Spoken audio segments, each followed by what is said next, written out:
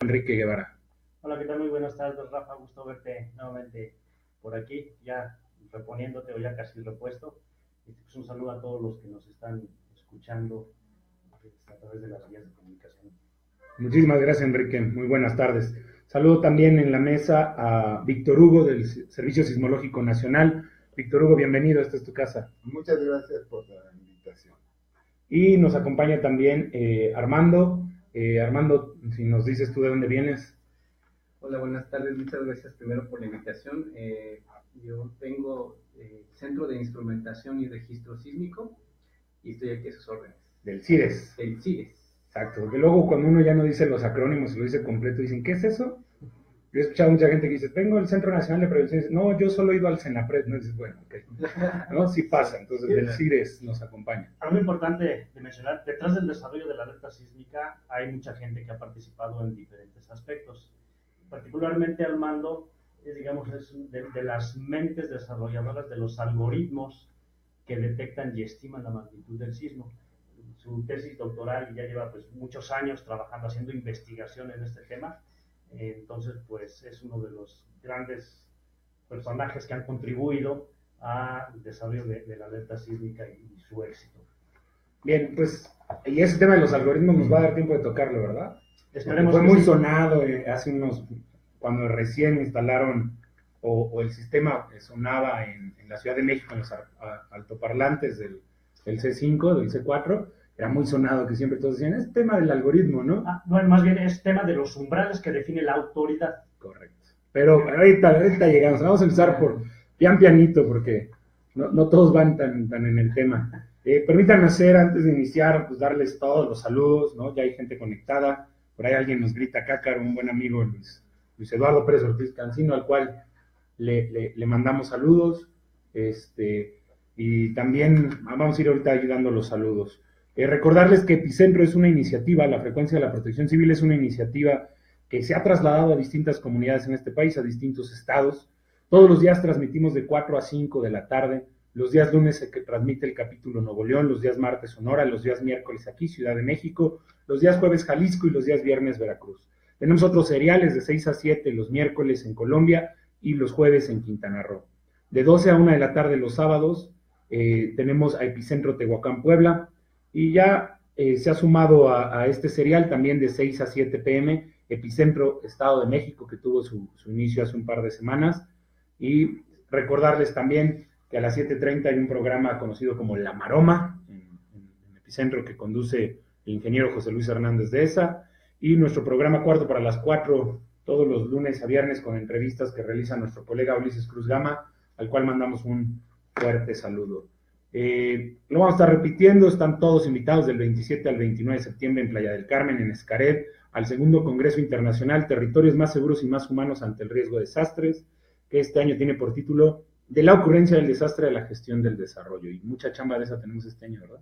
Así es, así es. Y Enrique es aquí nuestro coordinador académico, quien elige a los ponentes, quien revisa lo que se va a platicar. Entonces también podemos comentar al respecto un poquito, Enrique, claro, sobre ese evento. El Colegio Mexicano de Protección Civil, bueno, profesionales en gestión de riesgos y protección civil, en el capítulo Veracruz, con el Ayuntamiento de Jalapa, Protección Civil de Jalapa y la empresa Segis de nuestro colega, el doctor Cerón, invitan también al segundo Congreso de Protección Civil Jalapa el 22 de septiembre del 2017 en el auditorio IMAC de Jalapa. También ya tenemos el Epicentro Blog, que hoy hay uno muy interesante, Mariano Catase, invitamos a revisarlo, y nuestros colaboradores ahí son Raúl Cantonilara, César Flores, Humberto González, Rubén Buró, José Luis Flores, Metemergencias, el maestro Enrique Guevara, Raimundo Padilla, Mariano Catase, Juan Serrano, Henry Adolfo Peralta, y bueno, pues ahí les sigo, ¿no? Y invitados también a colaborar en ese formato. Pues iniciamos con lo básico.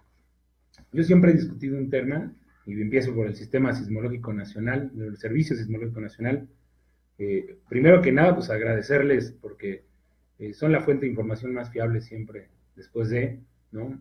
Aparte, antes se saturaba mucho la página después de un sismo fuerte, ahora el bendito Twitter ayuda mucho a que fluya más rápido esa información. Pero hay una pregunta base. Mucha gente discute siempre cuál es la diferencia entre un temblor, entre un sismo y entre un terremoto. ¿Existe realmente esa diferencia? Bueno, pues en realidad no existe ninguna diferencia. Podríamos terminar esta pregunta diciendo no. Sin embargo, sería bueno mencionar que los tres tienen raíces diferentes, pero es exactamente lo mismo. Sin embargo, algunas palabras son muy fuertes. La de terremoto, coloquialmente, se la asociamos siempre, en general, la población, a un sismo que es destructivo. Es difícil decir, se podría decir hubo un sismo de magnitud 3 fuera de costa que nadie sintió, pero generalmente el término terremoto, sin ser oficial, ¿verdad?, está asociado en los medios, principalmente en los medios de comunicación, como algo destructivo. Y algunas autoridades. Y por algunas autoridades que lo sesgan así, pero es un uso nada más del lenguaje, o sea, no es un tema que realmente sea formal, o sea, uno puede indiscriminadamente decirle a un sismo, así sea Así de 9 es, grados. Temblor, epicentro. Ok, Claro que sí. perfecto. Ese es el primer tema a dejar claro, ¿no? Porque incluso he visto discusiones, ¿no? No, es que este ya es terremoto porque pasa de tal... No lo hay. Muy No bien. lo hay. Inclusive, si ves los reportes del Servicio Sismológico, dice ahí, reporte del sismo magnitud 8.2 de Tehuantepec. Ok, todo es sismo, sin importar.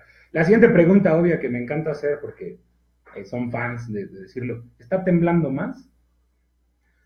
En general, digamos que en promedio, si lo vemos a nivel mundial, tendríamos que eso estadísticamente está estático, pues.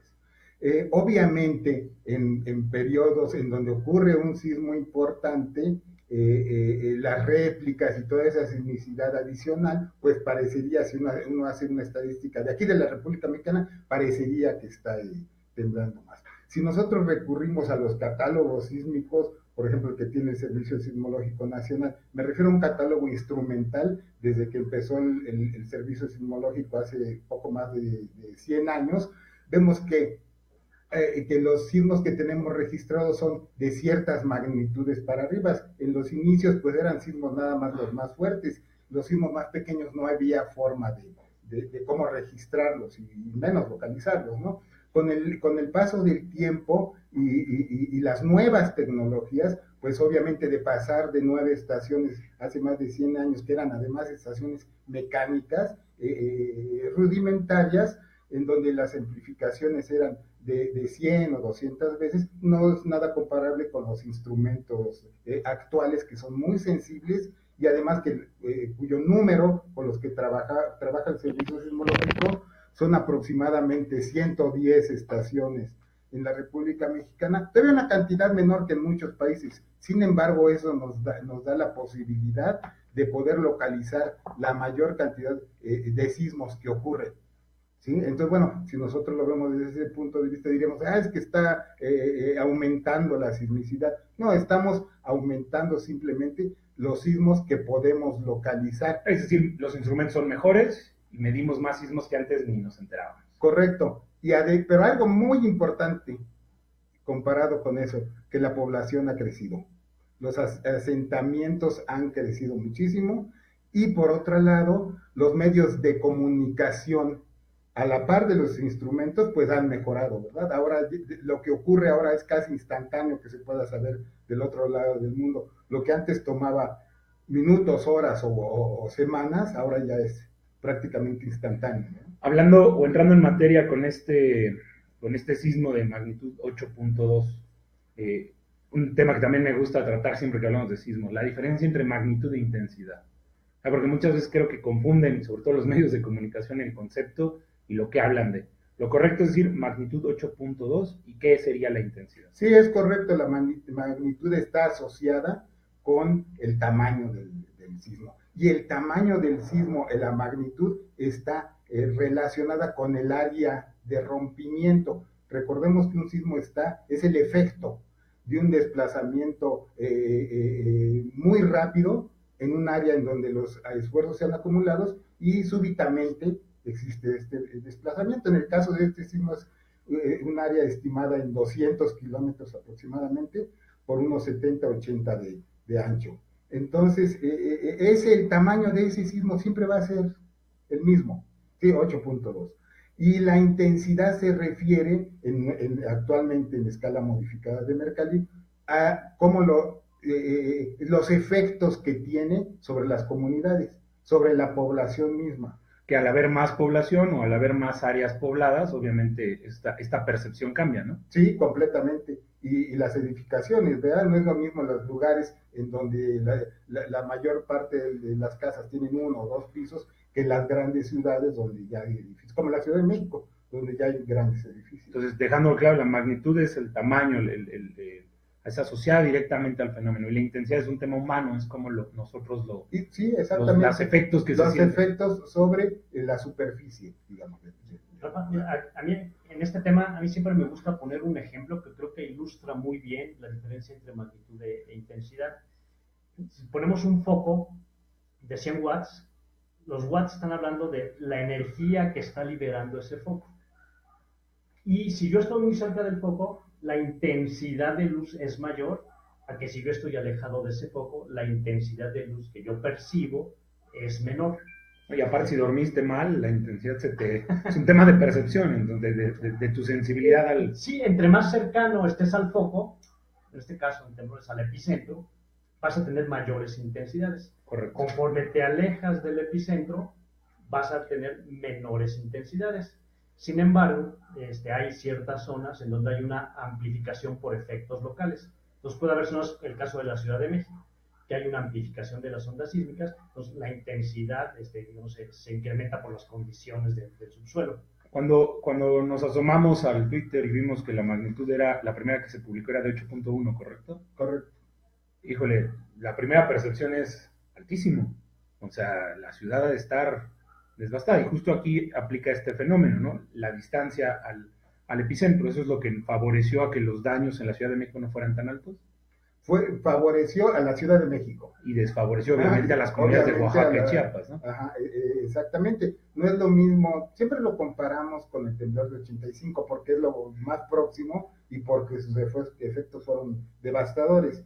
Esa es la referencia más actual que tenemos. Entonces, sí fue aproximadamente en términos llanos, ¿verdad? Un 50% más de energía que se liberó en este sismo, un 50-70% más. Sin embargo, no es lo mismo un sismo del 85 que está aproximadamente a 380 kilómetros de la Ciudad de México, que uno que del Golfo de Tehuantepec, que está aproximadamente a 300 kilómetros más. Que corrígeme si me equivoco, el del 85 es de Michoacán, ¿no? El del 85 fue en la costa de Guerrero, Michoacán. Ahí al intermedio. Son pues, casi el doble, ¿no? Casi poquito menos, un 80% más de distancia. De distancia. Y eso favoreció a la ciudad y por eso es los daños alojados en esta... Así es. Obviamente, aunque está en la parte sur del Golfo de Tehuantepec, a más de 100 kilómetros de las comunidades más cercanas, pues de todos modos, con la potencia de ese sismo, obviamente salieron muy afectadas todas las comunidades. Aquí decir otra cosa es, nosotros lo vemos en esta situación, es obvio que pareciera que los daños, y a lo mejor aquí Enrique no me dejará mentir, no parecen tan altos para la magnitud, pero esto es asociado a algo que hemos hablado muchas veces, a la cantidad de población expuesta, ¿no? Sí, son varios factores. El primero ya lo mencionó Víctor Hugo. Hablando aquí de la Ciudad de México, de las aceleraciones que se asocian a la intensidad son del orden de 5 veces menores al sismo de 1985, por poner un dato. La aceleración máxima registrada en la Ciudad de México en 1985 fue en SCT, una estación que tenía el Instituto de Ingeniería. Ahí se registraron unas aceleraciones de 168 centímetros sobre segundo cuadrado, o GALS, 168. 168 GALS. GALS, que fue una de las zonas donde mayor amplificación hubo en la Ciudad de México en aquel entonces. En este sismo, revisando aceleraciones ya de diferentes estaciones, andan del orden de 30, 28, 40, la máxima. Entonces, si la comparamos con la intensidad del sismo del 85, es menor. Entonces, eso provoca una menor aceleración y, por lo tanto, afecta menos a las construcciones. Lo que sí es un hecho, y por ahí veía que Gonzalo de la Peña pregunta si podemos decir que hubo pocos daños porque se ha avanzado mucho. Yo creo que las aceleraciones que se registraron no fueron suficientes para provocar los daños que se podrían esperar, porque, como bien mencionabas, Rafa, lo que provoca el daño en las estructuras, pues es su vulnerabilidad y la forma en la que está construida. O sea, no es un parámetro, no es un sismo que sea tan bueno compararlo con el del 85, porque entonces no nos da un parámetro real. Sirve para entender la diferencia en por qué hubo tantos daños en el sismo del 85, porque las aceleraciones que se registraron excedieron las expectativas constructivas del reglamento de construcción en esa época. Ahora ya se reforzó, se modificó el reglamento de construcción, se actualizó, se toman factores de seguridad más altos. Sin embargo, recordemos que aún hay muchas edificaciones en la Ciudad de México que fueron construidas con reglamento anterior. Así es. Entonces, sí, hacer un paréntesis aquí interesante. Entonces, sí, la magnitud definitivamente es más alta, pero la distancia es casi el doble, un 80%, favorece para que la intensidad referida en la Ciudad de México no fuera tan importante. Pero las aceleraciones en Chiapas y Oaxaca. Ahí sí se alcanzaron a registrar aceleraciones cercanas a media G, 500 GALS, y las zonas más cercanas 500. Al epicentro. Y hablábamos del 85, ¿en qué? 168 en SCT, pero cercano en al epicentro en 1985, fueron inclusive más de 600 GALS en algunas zonas de la costa de Guerrero.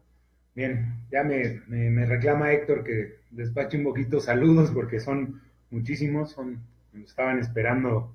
Nos vamos a empezar. Metaemergencia, saludos a la mesa, nos espera un gran programa que escucharemos con mucho interés. Gracias, amigo, aquí estamos. Betzel, Che, saludos a todos, corazones, no sé para quién era, pero creo que a todos. Héctor Cruz, escuchando con atención. Gonzalo, un abrazo a todos, me da mucho gusto ver a Rafa ya repuesto y a Enrique sonriente. Que no sonríes, Enrique, ¿o por qué lo dice Gonzalo? Saludos, Gonzalo, saludos de regreso y muchas gracias, ya estamos aquí al orden. Silvia López Tinoco, saludos desde Córdoba, Veracruz. Por ahí también está Yaya conectada. Dice Metaemergencia, esa primera pregunta se la paso a Luis Felipe. Okay, bueno. Henry Adolfo, arquitecto Ulises, saludos, estimado Ulises, saludos a todos, es bueno escucharte y verte de regreso, Rafa, de regreso, mi amigo. Efectivamente, los invitados son las personas idóneas para aclarar muchos aspectos relacionados con los sismos y sistemas de alertamiento. Muchas felicidades a todos, saludos al equipo técnico de Togapa. Y dice Malamén, saludos, bro. No sé quién se llama, creo que eres tú, ¿verdad?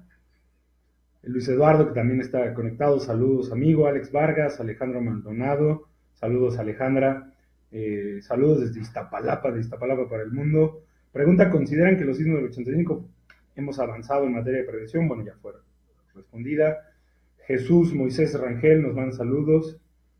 Dice Luis Eduardo, y correcto, era lo que quería acotar, que no solo es un tema de percepción humana la intensidad, sino que se mide también en unidades de aceleración, y ahí fuera el factor humano, es una medida clara. Así es, lo que se refería a la escala de Mercalli, que es así, es los efectos. Sí, también hay una cuestión es la intensidad y otra cosa son las aceleraciones. Pueden las intensidades ponerse en función de las aceleraciones. De hecho, hay trabajos, es un tema de trabajos para poner una como dependiente de la otra, ¿no? Sin embargo, recordemos que esta escala de Mercalli es algo un poquito más cualitativo, ¿sí? Y las aceleraciones es algo puntual en cada cuantitativo y instrumentado. También está Leti Garduño conectado, saludos hasta Tabasco, que es un tema, Tabasco sufrió efectos considerables y decesos, y yo escuchaba en el radio a X miembro del sistema de protección civil del estado de Tabasco que decía, pues ayúdenos porque aquí no era tema, ¿no? Y ahorita platicaremos si debería ser tema o lo estamos ignorando. DIGS, Alex Vidal, saludos mi amigo Juan Serrano, saludos a mi maestro, dice Leti, que te hablan a ti, Enrique. Saludos, Leti. Octavio Albores también manda, María Cardoso, saludos queridos amigos, y Heriberto R. Sánchez, gran programa, felicidades a toda la mesa. Pues regreso con eso, ¿no? El tema de Tabasco, el dato con el que abre presidencia es 50 millones de mexicanos lo sintieron, ¿no? Y prácticamente de Mesoamérica para abajo, ¿no? O sea, todo el mundo allá lo sintió. Pero los efectos en Tabasco era algo a esperar. O sea, es lógico eso, porque ellos, o sea, yo oía a esta persona del sistema estatal de Tabasco y decía, ¿no? Aquí no esperábamos este tipo de intensidades. Más bien para el próximo sismo muy fuerte ya tendremos una idea de lo que se puede esperar en ciertos lugares. Ya habrá parámetros. Claro, porque recordemos que estos procesos sísmicos toman muchísimo tiempo, es un tiempo geológico. Nosotros realmente pues vivimos muy poco como para tomar una referencia general. Sin embargo, recordemos que, como mencionaba Enrique, la magnitud nos dice el tamaño del foco, pero también la distancia es importante, pero también, y algo muy importante, es el tipo de suelo. Entonces, el tipo de suelo, de subsuelo, para hablar globalmente, tiene que ver mucho con esas aceleraciones que se pueden presentar. No es lo mismo, por ejemplo, no es lo mismo estar aquí en la misma Ciudad de México. Si vemos nosotros un mapa de aceleración, vamos a ver que hay lugares en donde completamente se multiplicó esa aceleración. En las partes donde, de la parte más rocosa, acá en la parte de Ciudad Universitaria, es muy diferente a la parte de sedimentos en la zona centro. Y también así hay muchos lugares, por ejemplo en Juchitán, que está cerca de una laguna, y su subsuelo es muy, muy especial. Entonces, hablar de intensidades también es hablar del subsuelo. Sí, algo importante y relacionado con lo que mencionan, recordemos que el tamaño del desastre no depende exclusivamente de la intensidad del fenómeno, sino de las características de la fragilidad de los sistemas expuestos. Entonces, en este caso, Tabasco es una zona donde tradicionalmente no ocurren sismos y donde no sienten sismos de manera recurrente. Entonces, evidentemente, habría que revisar las construcciones que sufrieron daño, si realmente estaban diseñadas o se construyeron considerando aceleraciones del terreno. Seguramente no. ¿Por qué? Pues por el hecho de no ser una zona de alta sismicidad o que tenga impacto de sismos fuertes, ¿no? Además, pues si tú le preguntas ahí a la gente, ¿tú crees que aquí en Tabasco existe el riesgo sísmico? Yo te aseguro que la mayoría de la gente iba a decir no. No, y si haces tu plan de protección civil, seguramente lo sacas de los fenómenos a analizar, ¿no? O sea, te sigues exactamente, directo. ¿No? Entonces, esta parte de vulnerabilidad global, una es la vulnerabilidad física, pero también esta parte de vulnerabilidad social, de que no tenían esa percepción adecuada de lo que podría representar el riesgo sísmico. Lo que sí, digamos, el riesgo sísmico es bajo, pero por los periodos de recurrencia en los cuales pueden... Porque, corrígeme si me equivoco, el peligro es la magnitud asociada al fenómeno por la probabilidad de ocurrencia que tiene que ver con un factor tiempo, ¿no? Así es, el peligro es la probabilidad de que se genere un fenómeno de cierta intensidad que puede provocar daños en un momento determinado, en un sitio determinado. Y entonces la probabilidad de este nivel, de esta magnitud, pues es más baja que hablar de otro tipo de magnitudes. Y complementa muy bien Luis Eduardo, dice, Tabasco ha desestimado el riesgo sísmico por la distancia a las zonas sismogénicas, por los suelos pantanosos y por la mala calidad de las construcciones. Además no tienen alerta sísmica. Buen dato para todos los estados. Porque acaban de decir, leí hoy en la mañana una publicación, creo que fue una diputada local de allá, que decía, ayúdenos porque queremos tener una alerta sísmica. Vamos para allá. O sea, ya ahorita vamos a pasar a eso, al CIDES, y ya hay que ponerla. O sea, digo, esto creo que es malo a lo mejor hacer tan rápido ese enfoque, ¿no? Y sobre todo cuando hay pérdida de vidas, pero pues a esto nos dedicamos, ¿no? O sea, es aprender y mejorar nuestros sistemas, ¿no? Creo que además todos nos comportamos de acuerdo a nuestra experiencia. Claro. Y a lo que hemos vivido. Por ejemplo, en la Ciudad de México se tenían reglamentos. Antes del temblor del 85, pues se tomaba como referencia lo más cercano, que fue el temblor de 1957 en esta región de Acapulco, San Marcos, era la referencia. Obviamente, cuando se vive este temblor del 85, pues esos reglamentos tienen que cambiar, ¿no? Obviamente la gente de Villahermosa, de Tabasco, no habíamos tenido, pues, estamos todos en eso, aunque no estemos ahí, pero no nada más es la experiencia de ellos, es la experiencia de todos, ¿no? Entonces tienen que tomar, digo, si así ya no aprendemos, ya sería mucho. Pero, por ejemplo, también tienen la experiencia en esa región de cuando fue el volcán el Chichón. Toda la gran cantidad de material que arrojó pues llegó prácticamente a Villahermosa y a muchas poblaciones. En aquellos tiempos muchas casas que no estaban muy bien construidas se desplomaron por la carga de material, de ceniza volcánica, ¿no? Entonces, bueno, eso fue un aviso también para que cambiaran algunos parámetros para construcción, ¿no? Entonces, bueno, actuamos de acuerdo a nuestras experiencias y lo que pensamos que pueda ocurrir después, ¿no? Muy bien. Totalmente de acuerdo. También Antonio Rosquillas, saludos de Tijuana, Baja California, miembro del sistema ahí en Baja California, el colega Rosquillas poniendo mucha atención. Peor aún es el caso de Coatzacoalcos, comenta Luis Eduardo, con los materiales peligrosos. Alfredo Monterrosa, saludos al equipo de IDEAR, ¿no? Que no presenté a Enrique como de IDEAR. Muy importante esto de Gonzalo, y vamos a hacer una pausa tantito con los comentarios para irnos a avanzar en los temas. La diferencia entre riesgo y peligro. Tuvimos unos casos, yo sí es algo que con Enrique puntualizo mucho, porque de ahí parte lo que hacemos. O sea, los terceros acreditados, los consultores, si no asocian la diferencia entre el riesgo y el peligro, híjole, mejor éntrenle por otro lado al tema, ¿no? Así es que dice, y nadie mejor para decirlo que Enrique, así es que dice Gonzalo, y solo a petición y hasta Playa del Carmen, la diferencia entre uno y otro. Bien, basado en las definiciones que vienen en la Ley General de Protección Civil. El riesgo son los daños y pérdidas probables que dependen de la vulnerabilidad y del peligro que tienen los sistemas expuestos. Y el peligro se refiere a la probabilidad de que ocurra un fenómeno que produzca daños en un momento dado, en un lugar determinado y de cierta intensidad. Para que quede más claro y no nada más repetir la definición de la ley. ¿Cuál sería el peligro sísmico en la Ciudad de México? Sería la probabilidad, un ejemplo, que en el próximo año se presentara un sismo de magnitud 8.1 que produzca aceleraciones que rebasen cierto umbral en la Ciudad de México en el próximo año. Entonces, ahí estoy sacando una probabilidad, estoy asociándolo a una variable física del fenómeno, en qué lugar y en qué momento. O sea, es un escenario que se crea de cómo se va, cómo puede ocurrir un sismo y las aceleraciones que va a producir. Claro.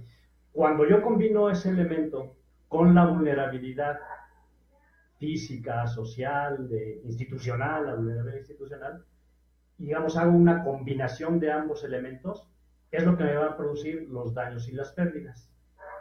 Y esos daños y pérdidas probables es el riesgo.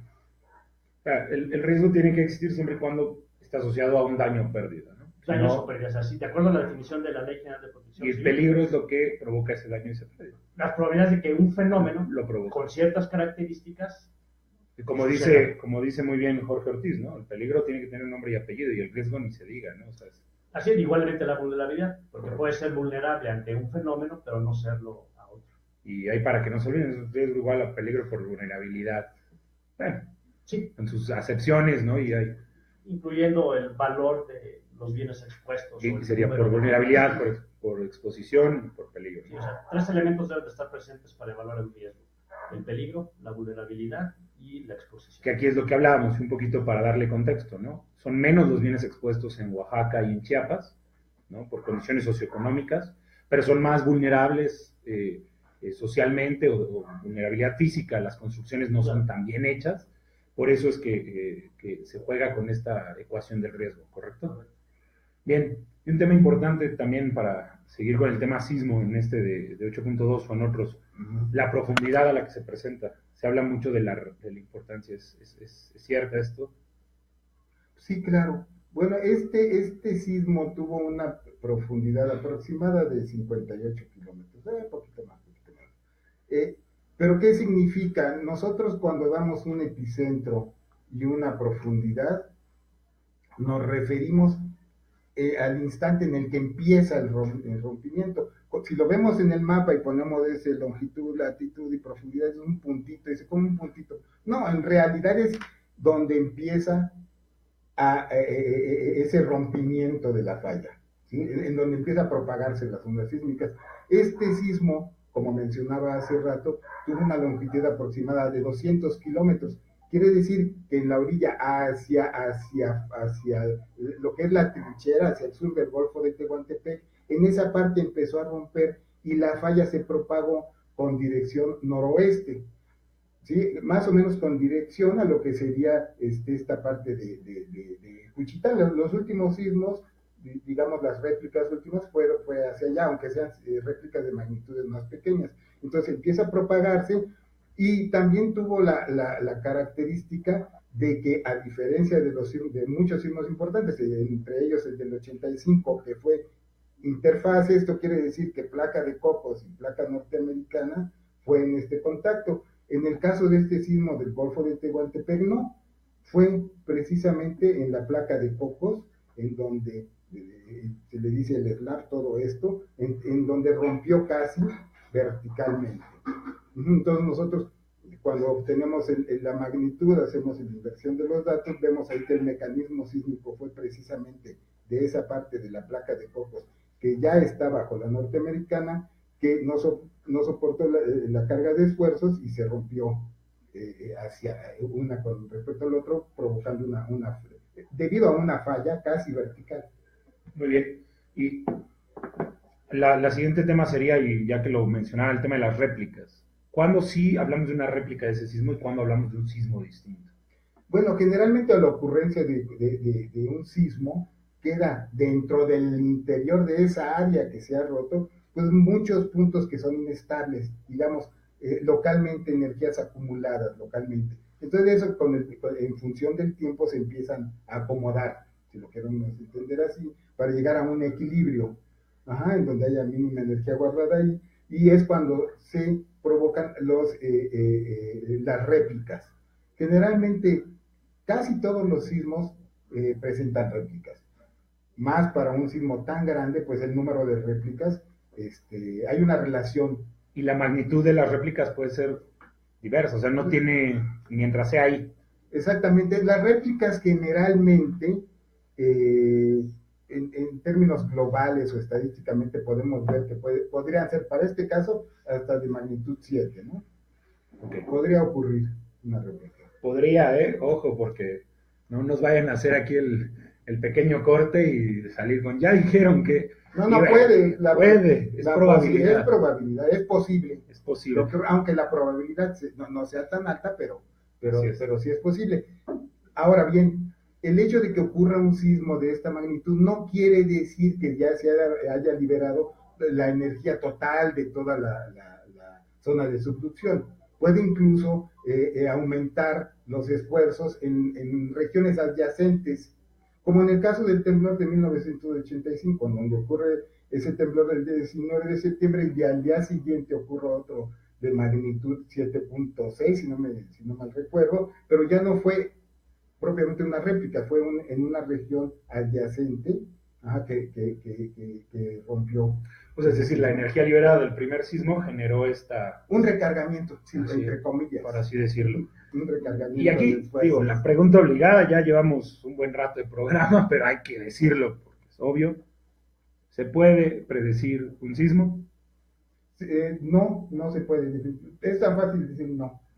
No hay modo. Ustedes digan no a ese tipo de cosas. Primero, de entrada digan no. Y después podemos decir que podemos pensar en dónde puede o tiene mayor posibilidad de que ocurra. Podemos hacer probabilidad, que no es lo mismo que predecir. Hay muchos trabajos de probabilidad y coloquialmente podemos decir, pues aquí es probable con los datos que observaron,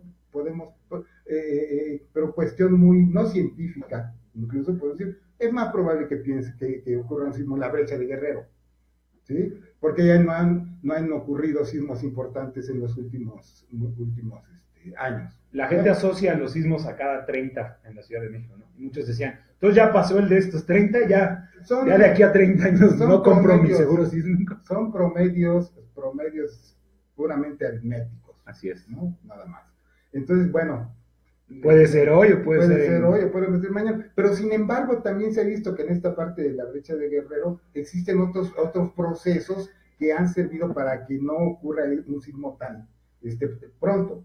sino que sí hay desplazamientos en esa región, a eso le llaman sismos lentos, ¿no? O sea que así ha habido ciertos desplazamientos que han aligerado un poquito la carga de esfuerzos en esa región.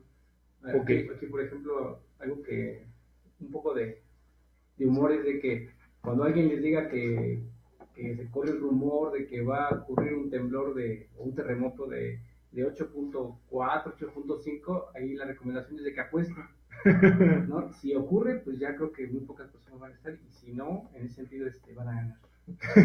Muy buena, atinado comentario, porque esto sí es muy importante. A todos los que nos están escuchando ahí, debe repetir la cantidad de veces que sea necesario, no divulgar información que no nos consta, que no viene de fuentes oficiales, primero, y segundo, nada sobre predicciones de sismo. O sea, evitemos esa suspicacia.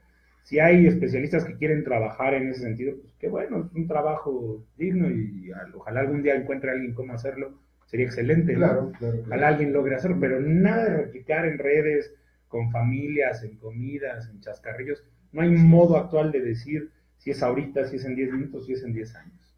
Entonces, eso es bien importante, irse a las fuentes oficiales. ¿Cuáles son? El Servicio Sismológico Nacional, el Centro Nacional de Prevención de Desastres, la Coordinación Nacional de Protección Civil, porque de repente salen por ahí ciertos, llamaría yo, pseudocientíficos, que hacen teorías ahí de ondas gravitacionales y procesos estadísticos o adivinos, y empiezan estos rumores con papeles membretados de las fuentes oficiales. Eso ya es perverso. Entonces, es que esa es la palabra, eso ya es perverso. Ya ponerle logo es como, bueno, ¿qué buscan? Entonces, referirse a las fuentes de información oficiales. CIDES, CENAPRED, Servicio Sismológico Nacional, Coordinación Nacional de Protección Civil, para el caso de sismos. Y el mismo llamado, perdón, es a los sistemas de protección civil municipales y estatales. Los mismos directores de protección civil de municipios y de estados que busquen estas fuentes de información. No que generen unas nuevas, ¿no? Digo, hay casos penosos de algunas unidades municipales citando a estos científicos que no, ni al caso, ¿no? Voy con algunos saludos. La verdad, Víctor Hugo, no cerramos aquí tu intervención, pero te agradezco mucho darnos tanta luz al tema. De verdad es muy agradable. Habíamos hecho una lista de la cantidad de cosas por las cuales la gente cree que se provoca un sismo, pero la verdad sería perder el tiempo platicando de ellas, ¿no? Que si los reptilianos, que si esto, que si la energía. Es innecesario decirlo, es un proceso natural de la Tierra. Sí, es un proceso. Sin embargo, si a muchas personas les soluciona la vida o estudiar esas cosas les puede pronosticar un propio sismo para que ellos tomen sus previsiones, bueno. Si les funciona a ellos, porque no lo compartan a los que no nos funciona, ese es el tema. Exactamente. Que no generen un pánico innecesario, porque lo que dice Enrique es cierto, hay una perversión detrás de poner un logo oficial. O sea, ¿qué quieres? ¿Que no abra negocios? ¿Que la gente no regrese a sus trabajos? ¿Qué es lo que buscan? O sea, hay un complot.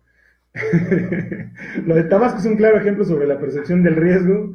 Solo nos protegemos de los riesgos a los que queremos estar expuestos. Ya comenta así. Saludos a Margarita Estela hasta Oaxaca, saludos colega y que todo esté mejorando por allá. Asmodeo Ricardo, un fuerte abrazo amigo. Marta Cadena, saludos maestro Enrique Guevara. Saludos Marta. Margarita nos comenta excelente información, saludos al maestro Enrique. Saludos. Pedro Rodríguez está con nosotros escuchando. Antonio Rosquillas dice, este sismo dejó claro que no solo se deben hacer los análisis de riesgo y la preparación a la población y gobierno por los eventos históricos, es mejor poner atención a los fenómenos perturbadores probables reconocidos por estudios científicos. Sí, totalmente de acuerdo, hasta Baja California, el colega Rosquillas. Saludos, Toño Rosquillas. Y bueno, Armando me dice, ¿no lo va a hacer participar? ¿No? Claro que sí, ¿no? Y aquí viene lo interesante. Solo un tema breve. Hubo una alerta de tsunami después, Enrique, y parecía que no era muy grave. Mucha gente me decía, ¿por qué se preocupan por un tsunami de 1 metro de altura? 1 metro de altura por 200 kilómetros de litoral por 1 kilómetro de profundidad puede ser muy grave, ¿no? Sí, sobre todo para la navegación, porque genera ahí corrientes que pueden ser perjudiciales. Afortunadamente no fue así. Sí hubo un tsunami. Hay 2 fuentes oficiales en este tema que aquí también les pediría que tomaran en consideración estas 2 fuentes oficiales. Existe un centro de alerta de tsunamis de México que está a cargo de la Secretaría de Marina, que fue creado en el 2012. Ok. Y otra fuente fidedigna y confiable es el Servicio Marográfico de la UNAM, que ellos también aportan información al Centro de Alerta de Tsunamis, y obviamente el CICESE, que tiene especialistas en tsunamis, entre ellos al doctor Modesto Ortiz, reconocido a nivel internacional. Entonces, la fuente oficial en México para dar alertas de tsunamis es la Secretaría de Marina. Okay. Y la Secretaría de Marina sí emitió un boletín de la generación de un tsunami. Afortunadamente, y lo que escuchaba el doctor Jorge Zavala, el jefe del Servicio Mariográfico de la UNAM, hubo algunas zonas de la costa en donde alcanzó, digamos, 3 metros de elevación el tsunami. Entonces sí generó un tsunami, no fue afortunadamente... Pero corrígeme si me equivoco, aquí son 2 medidas, la altura y la penetración. Así es. Que son los que nos exponen más. A diferencia, normalmente todo el mundo, a lo mejor se imagina un tsunami de una ola de 3 metros. Se imaginan uno bíblico o hollywoodense, ¿no? Así es. No, aquí puede ser una sobreelevación digamos, del nivel promedio del mar en diferentes trenes.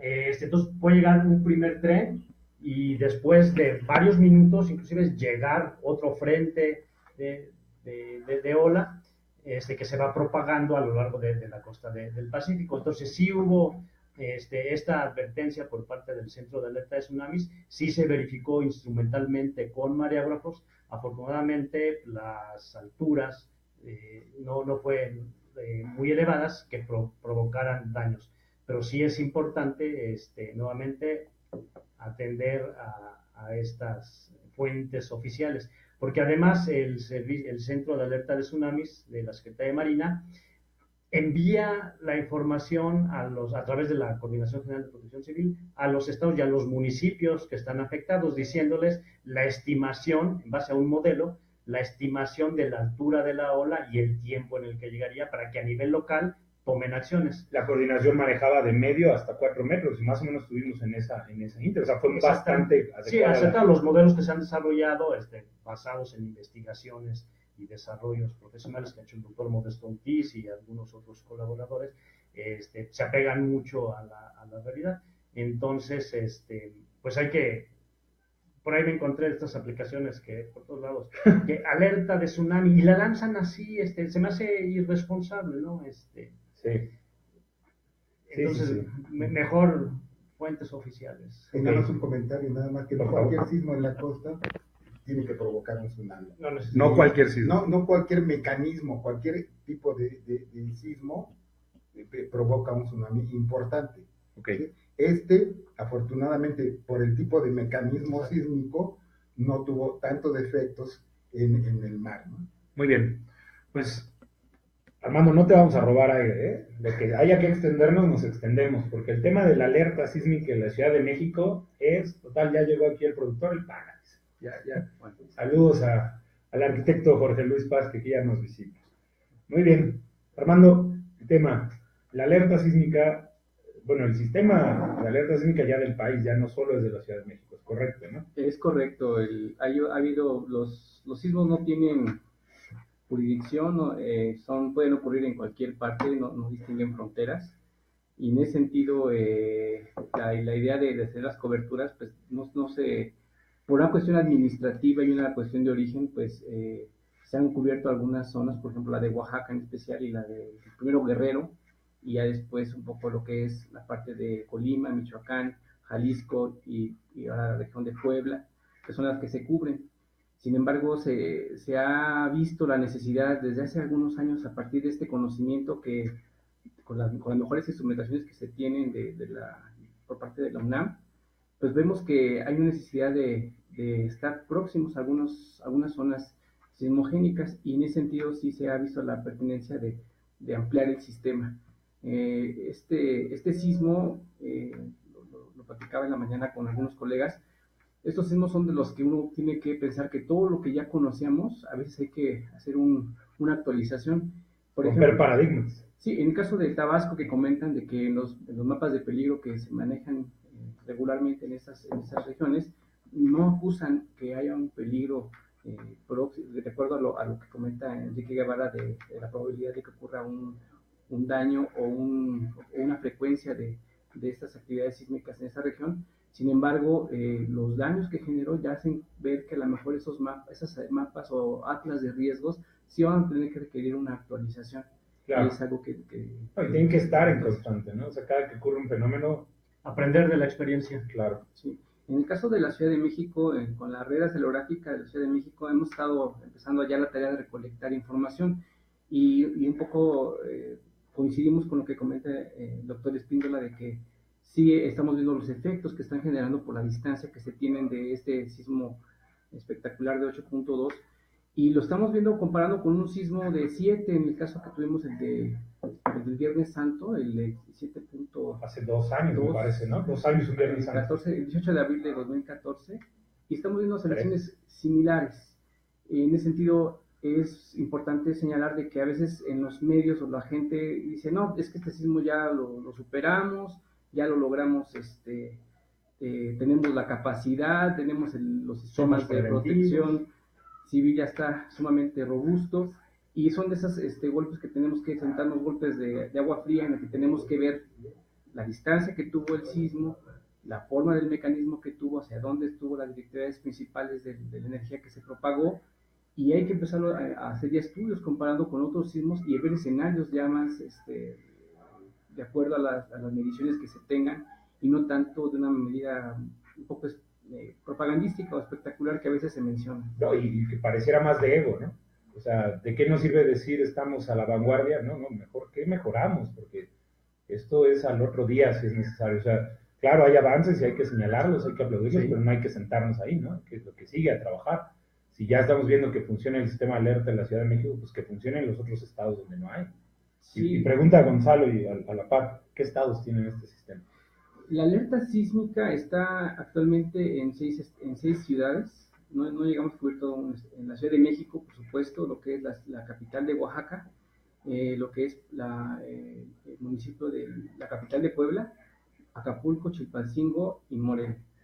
Sin embargo, no todos tienen la misma infraestructura de difusión de avisos de alerta. Acapulco, Chilpancingo y Morelia. Acapulco, Chilpancingo, Morelia. Solo hay que mencionar que en Morelia ya quisieron que se retirara el transmisor.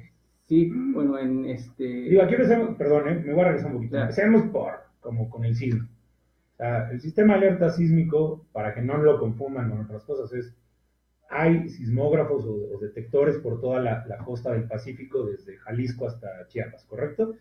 Es correcto. La idea se sigue un principio como de sentido común, de colocar los instrumentos lo más próximo a donde están ocurriendo, a lo mejor donde están ocurriendo los epicentros, los focos sísmicos, y en ese sentido lo que se pretende es obtener procesos muy rápidos para poder anticipar de todo el desarrollo del sismo a ciudades lejanas. Correcto. La Ciudad de México tiene la gran fortuna de estar en donde están las zonas de distribución más importante a 320 kilómetros, en el caso de Acapulco, y va creciendo conforme se va alejando de todo lo que es la costa del Pacífico. En ese sentido, tenemos esa gran oportunidad de que si el sismo ocurre en lo que es Acapulco, tenemos como 60 segundos. Hemos visto, por ejemplo, en el caso del sismo de Ometepec, de 2012, del 20 de marzo, nos dio aproximadamente 100 segundos de oportunidad. Okay.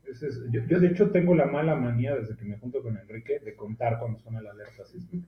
Sí. Me encontraba en la colonia Doctores y había pasado mi conteo del segundo 83. Dije, otra vez falló, otra vez hubo un error en el C4, ¿no? Es lo primero que pensé y viene el movimiento. Pero esto que apuntas del tiempo me gustaría dejarlo muy claro. O sea, este tiempo de oportunidad que nos da es por la distancia. Ustedes aprovechan esa distancia. Sí, el tiempo de oportunidad o el tiempo de alertamiento, que a veces también se le llama así, está asociado desde que se activa la alerta sísmica y al momento en que empiezan a llegar las ondas S. En Japón, por ejemplo, no lo utilizan de esa manera. En Japón dicen que es desde que se activa la alerta hasta el tiempo en el que ocurren las aceleraciones máximas en un instrumento. En el caso de México lo hemos pensado que es desde que lleguen las ondas S es como nuestras dos marcas. Okay. Y en ese sentido nos da un criterio para...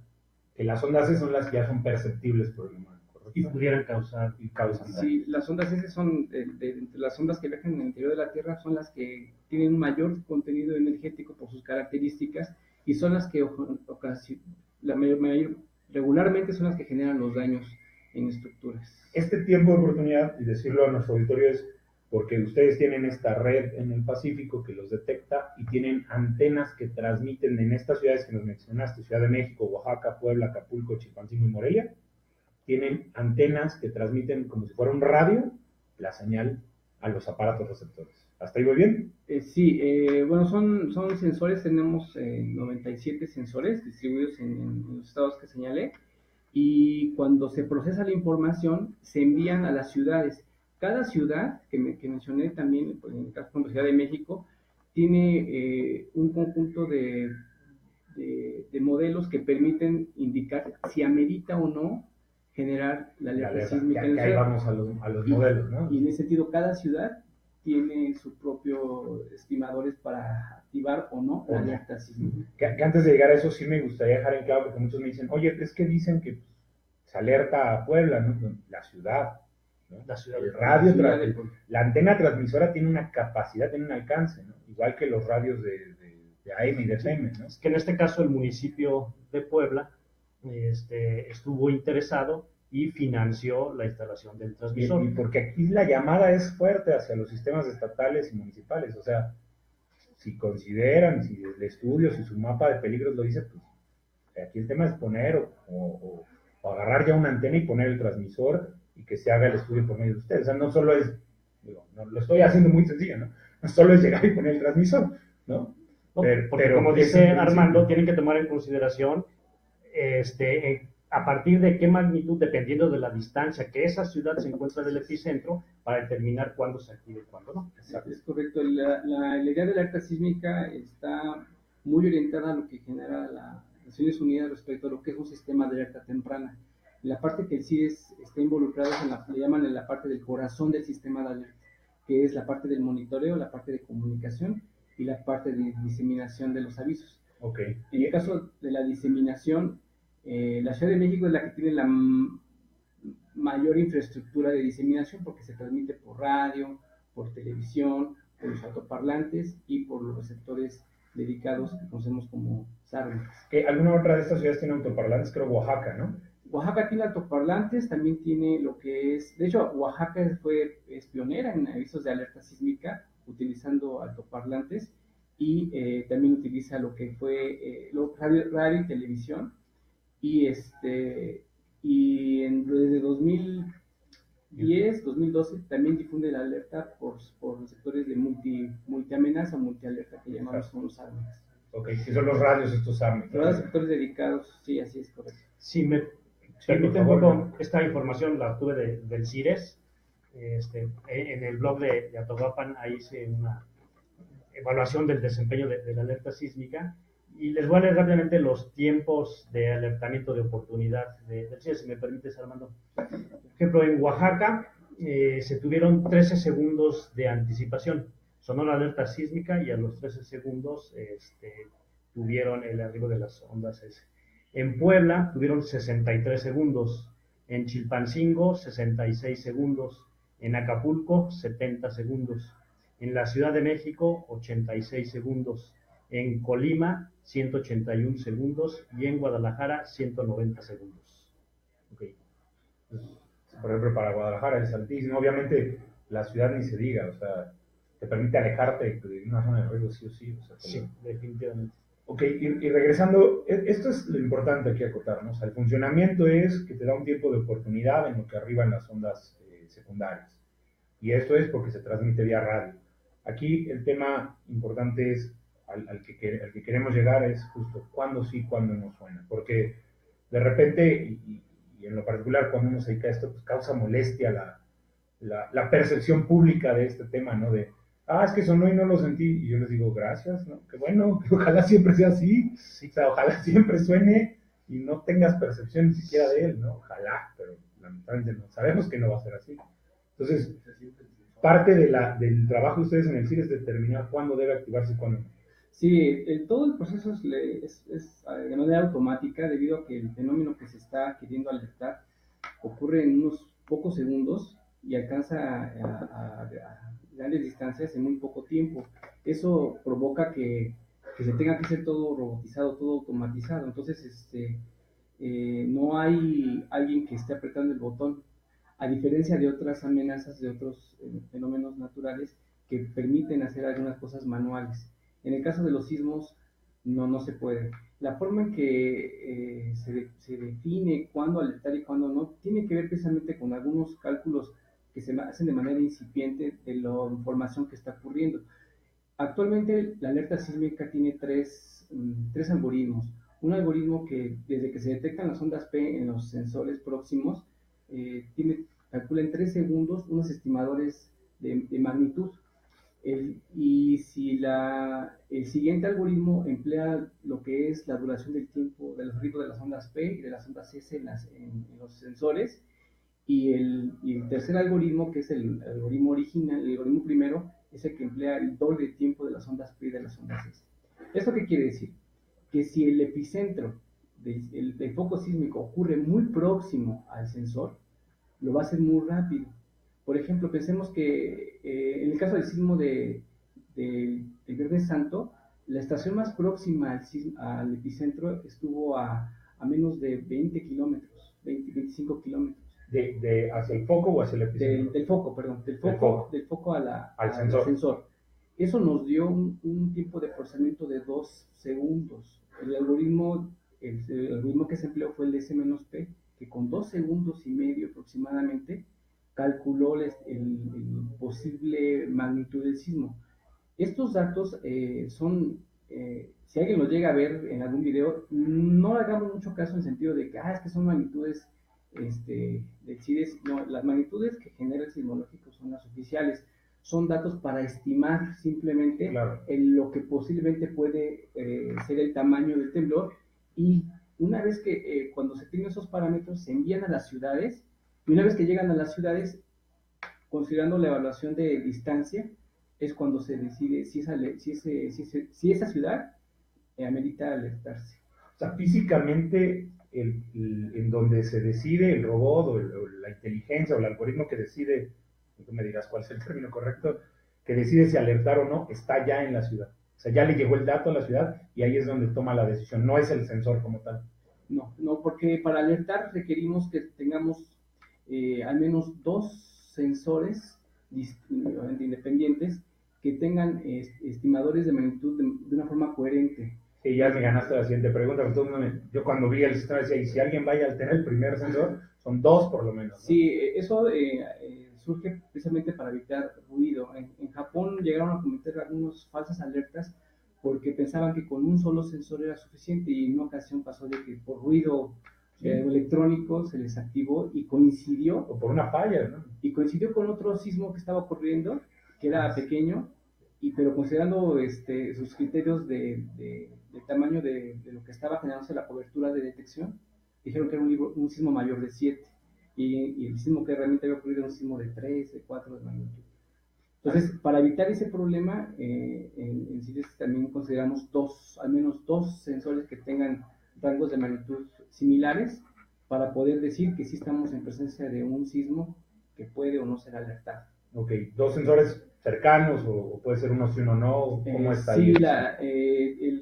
Dentro de los algoritmos que existen en la alerta sísmica es de que se busca que en la coherencia de lo que está generándose en el momento que ocurren los sismos, pues de que sean relativamente, que sean vecinos o que sean colindantes de esa región. Un sismo cuando rompe no ocurre de manera aislada en diferentes puntos, es como comentaba el doctor Espíndola, se va propagando la onda, va creciendo la propagación y va alcanzando las ciudades. En este caso, como se dice, que es como cuando uno arroja una piedra en un estanque, las ondas se van propagando, se van ampliando, y en ese sentido es como van alcanzando los sensores, y se busca que los sensores que estén relativamente en el mismo vecindario, ¿no? Eso es lo que buscamos. Un ejemplo, perdón. No, adelante, por favor. Que me metan. No. Pero perdón que me meta en lo que me dedico, ¿no?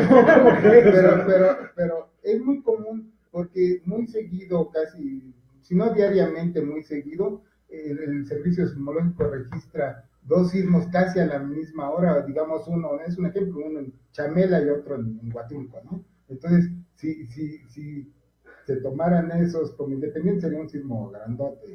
Entonces, sí tienen que tomar. Además, yo creo que tomar ese umbral debe de ser bastante difícil.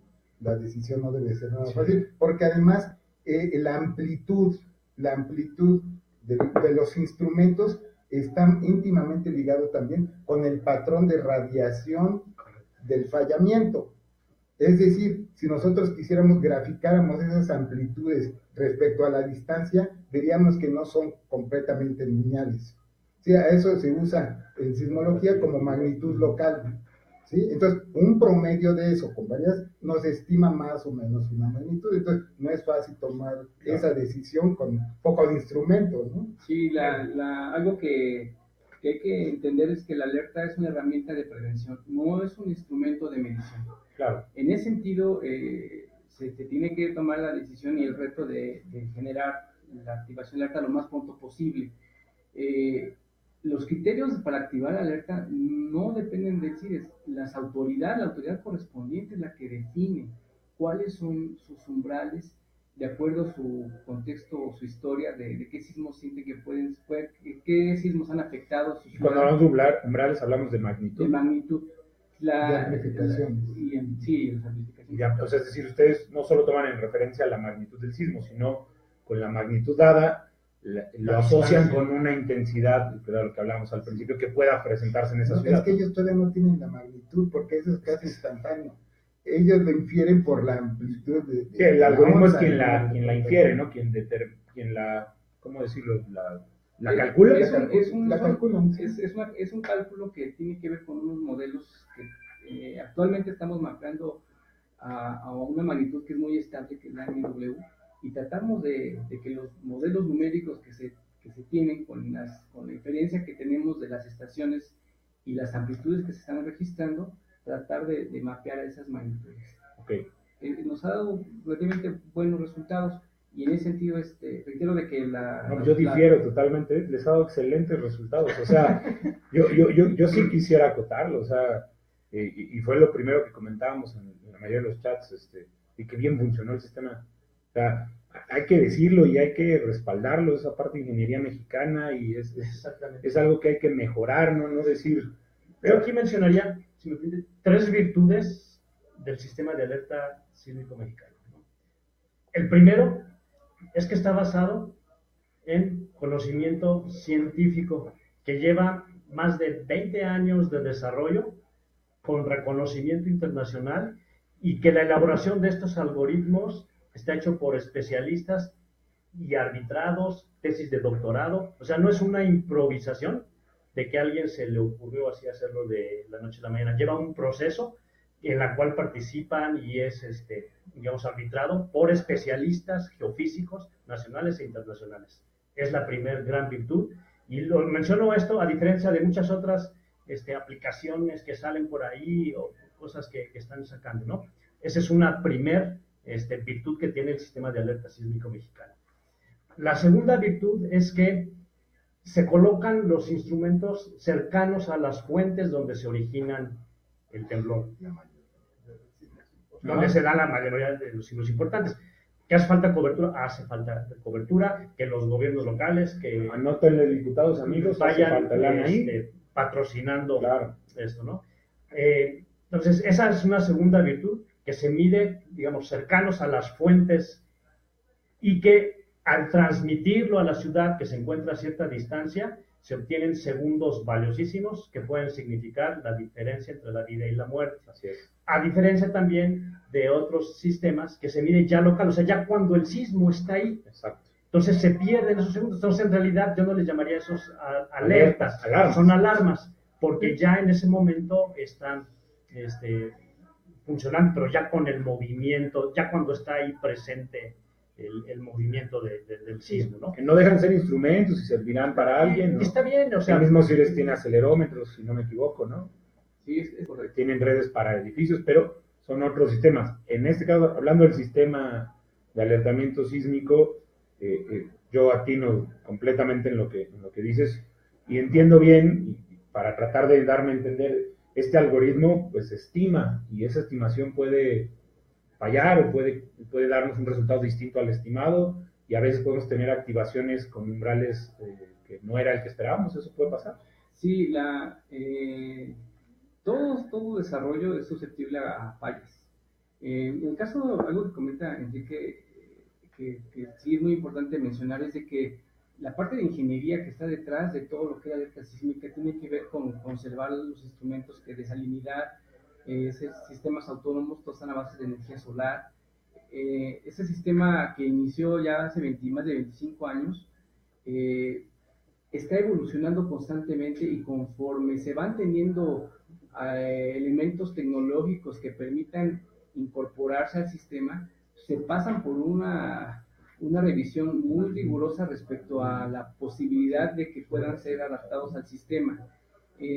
También lo que podemos ver es de que las comunicaciones para poder enviar los mensajes es algo que casi no mencionamos, pero históricamente llegamos a tener a veces pérdida de datos. Y en ese sentido, en los últimos años se ha fortalecido, se ponen sistemas redundantes, sistemas alternos de comunicación, empleamos satélite para poder compartir información con todas las ciudades. Hemos hecho la petición a la Comisión Federal de Electricidad que nos permita utilizar su fibra óptica para poder transmitir. Y si existieran nuevas tecnologías de comunicación, Usarlas. bienvenidas, porque sí es muy interesante tener la estimación del algoritmo y todo, pero si no llega el dato, de nada sirvió. Entonces, cada elemento, como lo señala Naciones Unidas respecto a un sistema de alerta temprana, se ha procurado que se tenga y que sea contemplado en el caso mexicano. Yo veía, digo, no me quiero salir del contexto, o sea, primero decirlo tal cual. Se detecta el sismo, hay un tiempo de oportunidad, se calcula por un algoritmo. Armando, ya se los presentamos aquí, tiene gran responsabilidad con ese tema del algoritmo, ¿no? Y es una enorme responsabilidad. La verdad, yo me emociona estarlo platicando porque siempre lo discutimos, oye, pues va a estar cañón estimarlo, ¿no? Nos lo dice un sismólogo muchos años, pues, no es una tarea nada fácil. Segundo, una vez que ya existe este alerta, una vez que ya existen estos datos, hay que transmitirlos por todas las fuentes que tengamos. Y aquí viene la duda que ya me hicieron como 3 veces. Las aplicaciones del celular, ¿no? Sí, miren, todas las aplicaciones utilizan una tecnología que en computación es un protocolo que se llama push. Eso es lo que puedo decir técnico. El problema es de que esa forma de comunicar o notificar algún tipo de información tiene que transitar por una infraestructura que es Internet o lo que llamamos bases de datos o protocolos TCP/IP. La forma de distribuir información no es simultánea, es secuencial. Podemos tener gran capacidades de cómputo en nubes, podemos tener una supercarretera de información, pero si la gente o hay una demanda importante de esos servicios, si tenemos nuestra conexión de internet no es la más eficiente, que a veces nos pasa, si hay una demanda también por otras necesidades que ocurran en la red, eso va a provocar que haya retrasos. Las apps no son adecuadas para lo que es un alertamiento sísmico. En una reunión para la alerta temprana de huracanes, lo que sea, pero para esto... Para el caso sísmico, no. En una reunión que tuvimos en la ONU respecto a cómo podríamos integrar algunas experiencias que teníamos, en el caso de Estados Unidos, ellos pensaban que podían ocupar las apps. En estos meses, en el caso de la reunión que se tuvo en Cancún, ellos expusieron de que las apps, lo que es la telefonía móvil, no es adecuada para sistemas de alerta sísmica. Entonces ya no solamente lo dice México, que a veces dicen que uno... No, y su 5G de allá es otra cosa, ¿no? O sea, navegan a otro, dicen, ¿no? Pero... esperemos que algún día las tecnologías de Internet o de TCP/IPs evolucionen para que exista algo que se llame simultáneo. Sí se puede aprovechar el celular de una manera que sí nos dé información simultánea. Esa tecnología existe por los que proveen nuestros servicios de telefonía como Telcel, como Movistar. Es una tecnología que está basada en un protocolo que se llama Cell Broadcast. Existe la tecnología, lo que no existe es la voluntad. Desafortunadamente no existe esa voluntad para poder que México esté ya a ese nivel como Japón, que es el que lo emplea para difundir servicios de alerta. Entonces a veces se confunde porque dicen, no, es que Japón sí lo usa, miren, mi celular sí se activó. Sí, pero ellos ocupan Cell Broadcast. Existe, le reitero, existe la tecnología, el IFETEL está consciente de que existe la tecnología, sin embargo, falta la voluntad política. Cabe mencionar también... Que ahí, Enrique, sabes un poquito del tema, ¿no? Cabe mencionar que el IFT, corrígeme Armando, en el 2015 emitió un comunicado diciendo las apps que utilizan actualmente para enviar alertas sísmicas, pues no son reconocidas y no es la mejor tecnología para el alertamiento sísmico. O sea, aunque existe, aún así estamos en duda. Digo, además no son fuentes oficiales. No son fuentes oficiales, y una de las características que debe tener un sistema de alerta en general es que sea emitido por una autoridad. Entonces, se vuelve un tema interesante. O sea, está esta tecnología, el Cell Broadcast, todavía está en discusión si sería funcional o no. Lo que es un hecho es que no la estamos usando, aprovechando. Sí, es correcto. Y el IFT sí ha estado promoviendo, ha estado haciendo investigaciones, hemos tenido reuniones con ellos, ha participado el CIDES, de gente de las autoridades han participado, y sí es una tecnología factible, buena, sin embargo aquí tienen que intervenir también todos los concesionarios. Claro, o sea, es voluntad, y alguien puso esa tecnología, alguien pagó por ella, y es abrir ahí la llave para que el usuario, bueno, como realmente el costo llega al usuario, ¿no? Pero, sí, en reuniones que llegamos a sostener con el IFETEL, en este caso con Telcel, que es el mayor proveedor de servicios de telefonía celular en el Valle de México, incluso estuvo también con Agua respecto a esos temas, por accidente, de manera inocente, gente que trabaja en Telcel nos dijo, eso lo podemos hacer hoy. Hacer una prueba ingenieros, o sea, saben que se puede y dicen, vamos a hacerlo. Sí, desafortunadamente había un ejecutivo que dijo, no, eso cuesta mucho. Licenciados, ahí está el cambio, hay que decirlo como es. O sea. Bueno, yo tengo una pregunta. Que se aplicara, ¿realmente sería benéfico? Sí sería muy aprovechado, porque como dice todo el marco de acción de Sendai Yoga, hay que aprovechar las mayores tecnologías que se tengan. Correcto. Y una ventaja que tiene el ocuparlo de tipo Cell Broadcast es que se puede regionalizar. No le mandaría la alerta a gente que está en otro estado, en otro país, que eso pasa con el celular, con la telefonía móvil. SMS. Y el SMS. En este caso, el que lo tengamos en cada célula permite que indicar ciertos tiros de precisión y les llegaría de manera simultánea a todos los que están conectados a esas células. Entonces, sí se le ve una gran aprovechamiento para el caso de las alertas tempranas en general y en específico con la alerta sísmica. Bien, pues antes de continuar quiero hacer dos comentarios. Le pedí a Héctor, le agradezco, que pusiera un link que dice blogcires.mx cómo operó el sistema de alerta sísmica mexicana ante el sismo magnitud 8.2 del 7 de septiembre. Es un video que compartieron, que me pareció excelente. Es justo lo que platicamos, cómo se fueron activando estos sensores y cómo fue transmitida la señal, ¿no? Aquí aprovechando, Armando, pues si luego nos regalas tu voz en off para irlo explicando, sería excelente. Cada que nos digan, oye, ¿cómo funciona el sistema? Aquí está, mira, verlo funcionar. A mí me encantó ese video, ¿no? Todo el mundo ahí andaba presumiendo como si fuera el de mira lo que hice el fin de semana.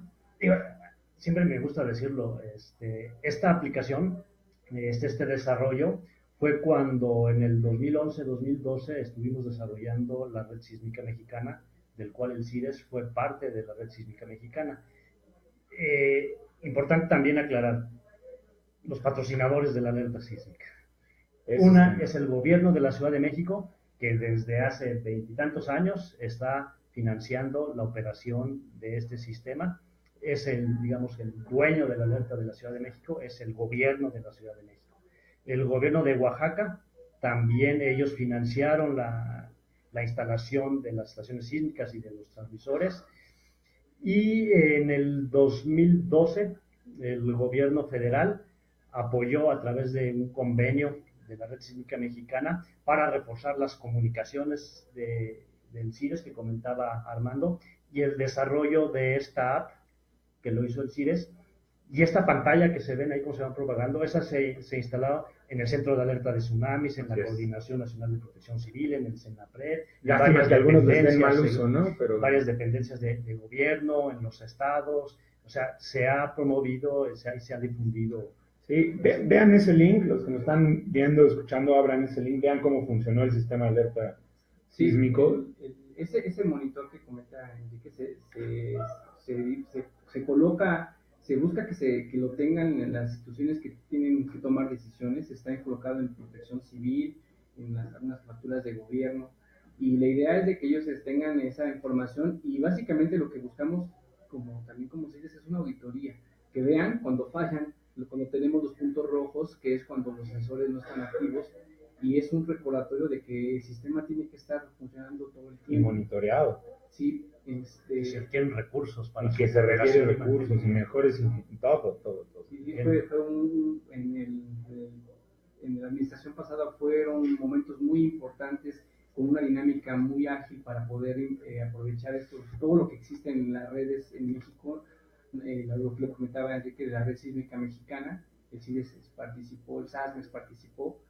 Desafortunadamente estamos en una etapa complicada en esta administración. Me imagino, y bueno, dando respuesta puntual, ¿a qué app sirve para esto? Ninguna. De momento ninguna. Ninguna es fiable. A veces nos comentan, ¿y por qué el CIDE no desarrolla eso? Pues no podríamos hacer una app, sabemos que la tecnología no es... No va a servir. No es correcto. Por ética, ¿no? ¿Por qué no la hacen por ética? ¿No? Porque hacerla sería, ¿no? No va a avisar a tiempo. Así es. La idea es no engañar a la gente. La gente... A veces creemos que las tecnologías que tenemos son la solución de todo lo que hemos ido acarreando a lo largo de la historia. Y no, solamente son eso, nuevas tecnologías, pero no resuelven todos los problemas. Y en ese sentido, las apps tan populares que se han vuelto por la telefonía móvil, para caso de alerta sísmica, ninguna funciona. Correcto, así hay que decirlo. Por favor, y aparte si trabajan en un edificio corporativo o algo, ni las instale porque empiezan a sonar y a veces generan más pánico de realmente, o sea, compren su radio receptor o si están cerca de un transmisor del C4, pues adelante, ahí está la alerta sísmica. Si me permites, todas esas cuestiones que pasan en la Ciudad de México, inicialmente se había visto la posibilidad de tener una norma que englobara todo lo que es la alerta sísmica a nivel regional, nacional. Sin embargo, no se aprovechó. Y la Ciudad de México sí tomó la estafeta de hacer una norma técnica complementaria en donde se dan las recomendaciones de lo que debe contar un sistema de alerta sísmica serio y que garantice todos los canales de comunicación precisamente para asegurar la información y también la difusión y por supuesto en el caso de que alguien quisiera promover una alerta por una app, tendría que pasar o someterse a esa norma. Claro. Y si la cumple, me parece que la autoridad no tendría ningún inconveniente de autorizar. Sí, aquí es importante aclarar es que cualquier tecnología en cuanto a comunicaciones, sea telefonía celular, sea el medio que ustedes quieran, si cumple con lo que establece la norma, adelante, ¿no? Y para eso se crea esa norma, para que entre más canales de difusión se cuenten, mejor. Yo pongo siempre el ejemplo. Sabemos que, por ejemplo, la telefonía celular tiene cobertura en las zonas que son económicamente activas, en donde hay una concentración de población, porque al final de cuentas pues, son empresas que buscan fines comerciales, ¿no? No está mal eso. En las sierras, donde no tienen ni cobertura de telefonía celular, ni de internet, ni de demás, la tecnología que se ha utilizado, por ejemplo, transmisión VHF, como es el caso de la Ciudad de México, y los receptores SARMEX, pues son, digamos, la tecnología ideal para poder alertar en zonas donde no se tienen este tipo de coberturas, ¿no? Entonces la idea es utilizar todos los medios posibles y que sean redundantes. Lo que yo siempre digo, si esto es un seguro de vida, si me dicen, ¿quieres recibirla a través de radio SARMEX? Sí, tengo el mío en mi casa. ¿Quieres recibirla también a través de radio y televisión? Claro. Sí. ¿Quieres recibirla? Sí. Entre más formas tenga yo de recibir la alerta sísmica, estoy buscando cómo hacer efectivo ese seguro de vida. Totalmente de acuerdo. La verdad, de aquí a acotar, pues, hablamos del sismo, del sistema de alerta sísmica, que en la Ciudad de México pues, nos dio unos excelentes segundos de ventaja, ¿no? Son condiciones de georreferencia, si da menos tiempo a otras ciudades, pues ya es un tema distinto. Antes de cerrar y hacer invitaciones, Enrique, sí, un tema que no quería dejar pasar y que te lo comentaba días después del fenómeno. Para hacer esta evaluación ya de manera global, me decías, hay que esperar muchos datos, ¿no? Ahorita estamos todavía en este tema de estimar datos, pérdidas, ¿no? Daños y pérdidas. ¿Cómo vamos? Así es, ya están, para que haya declaratoria de desastre, se tiene que hacer una evaluación de los daños. Entonces, el proceso en el que han estado trabajando las entidades federativas, particularmente Oaxaca y Chiapas, en donde se registraron los mayores daños.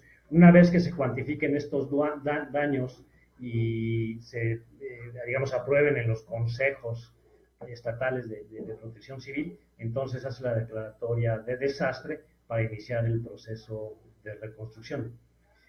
Posteriormente a esto, digamos, el CENAPRED hace una evaluación del impacto económico y social de los desastres. Lo que cubre el Fonden es únicamente infraestructura pública, vivienda y algunos otros elementos, pero asociados a estos daños, digamos, el costo de reposición de esta infraestructura, hay muchas pérdidas, hay costos adicionales que el CENAPRED los cuantifica siguiendo la metodología de CEPAL. Por ahí hay muchas personas, perdón. Entonces, digamos, hay que, una vez que pase toda esta parte de vuelta, digamos, a la normalidad, que se haga la evaluación de daños, que se apliquen los fondos para la reconstrucción, es muy importante hacer esta evaluación de todos esos efectos adicionales que tuvo el desastre. Y eso el CENAPRED lo ha desarrollado, espero que lo sigan haciendo y sigan publicando la información, porque son herramientas muy valiosas que retroalimentan y permiten ir mejorando, evaluando el desastre y mejorar, como dice Alan Lavelle, los desastres son oportunidad. Sí, así es. Y en esta oportunidad muchas personas confunden precisamente eso. Dicen, es que ahí hay un fondo federal, entonces yo, ¿para qué ayudo? O sea, pero los recursos llegan, justo como lo dijiste, infraestructura y vivienda, ¿no? En el momento hay necesidades básicas que hay que cubrir. Así es, con la declaratoria de emergencia, digamos que es diferente, es para apoyo a la población, pero evidentemente pues hay muchas necesidades. Hemos visto en noticias y demás que hace falta ayuda, entonces pues no está por demás apoyar a toda esa gente que está sufriendo ahorita. Y acotar que el modus social de Oaxaca y de Chiapas son comunidades, son comunidades que saben ayudarse y agruparse entre ellos. Mientras más directa llegue la ayuda a la comunidad, socialmente mejor lo dispersan ellos.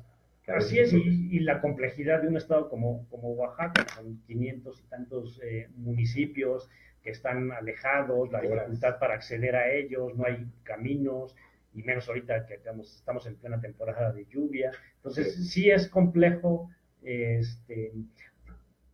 digamos, todo esto, ¿no? Entonces, todos los esfuerzos, por supuesto que contribuyen, por supuesto que suman, y algo que ha caracterizado a la sociedad mexicana es esa solidaridad ante los desastres. El Sistema de Protección Civil de Chiapas, que felicitaros, por ahí tienen una app, ¿no? Hablando ahorita de apps, de que registres estos daños.